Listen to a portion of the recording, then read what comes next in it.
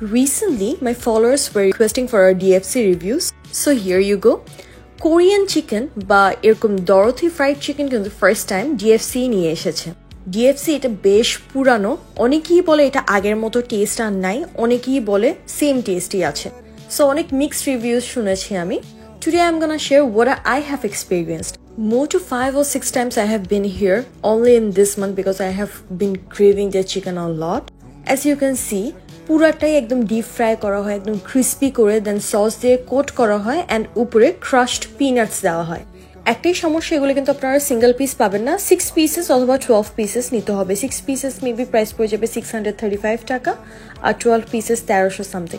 আমি সাজেস্ট করবো ওদের যে এই সসটা আছে মেয়োনেজ, এটার দাম একটু বেশি, 100 টাকা, বাট এই সসটা দিয়ে খেতে, কারণ এটা একদম সুইট আর চিকেন একটু স্পাইসি একটা ধক দেয়, ওটার সাথে অনেক ভালো যায়। So for me, DFC was 10 out of 10. আর DFC লোকেশন হলো লালখান বাজার হাইওয়ে প্লাজাতে। দেন অনেকদিন ধরে ভেলপুরি খেতে ইচ্ছা ছিল। 2 নাম্বার গেট কিন্তু ভেলপুরির জন্য অনেক ফেমাস। ফিনলের সামনে সবসময় আপনারা ওনাদের ভেলপুরি পেয়ে যাবেন, অপোজিটেই আপনারা পানিপুরিও পেয়ে যাবেন। আমার এই পানিপুরিটা মনে হয়েছে ওরা হাইজিন মেনটেন করে বানাচ্ছে, তাই কিছু ট্রাই করে দেখেছিলাম। অ্যান্ড মিক্সচারে যে টকটা ছিল ওইটাই ভালো ছিল, বাকিগুলো তেমন জমে নাই। আপনারা 2 নাম্বার গেটে ছোলে ভাটুরে, তারপর চিকেন মশলা, এরপর অনেক ধরনেরই স্ট্রিট ফুড আপনারা পেয়ে যাবেন, হালিম, বিরিয়ানি, এরকম অনেক কিছুই আছে। অ্যান্ড আমার ফেভারিট এই আইসক্রিমটা, এটা কোনেও সার্ভ করে বা প্লাস্টিক কাপেও সার্ভ করে।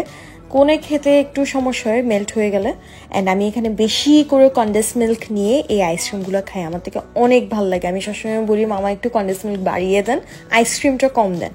So this is my favourite. এটা 15 টাকা ছিল। দেন আমরা ফ্রেন্ডসরা মিলে বেলা পিৎজারিয়াতে যাই, যেহেতু গচ্চা নতুন এসেছে ওখানে। আমরা 3 ধরনের ড্রিঙ্কস নিয়েছিলাম। ব্ল্যাক সুগার চিজ টিটা আমার থেকে মোটামুটি লেগেছে, বাকিগুলো তেমন জমেনি। আমার কাছে কেন জানি চাটা একটু বেটার মনে হয়েছে।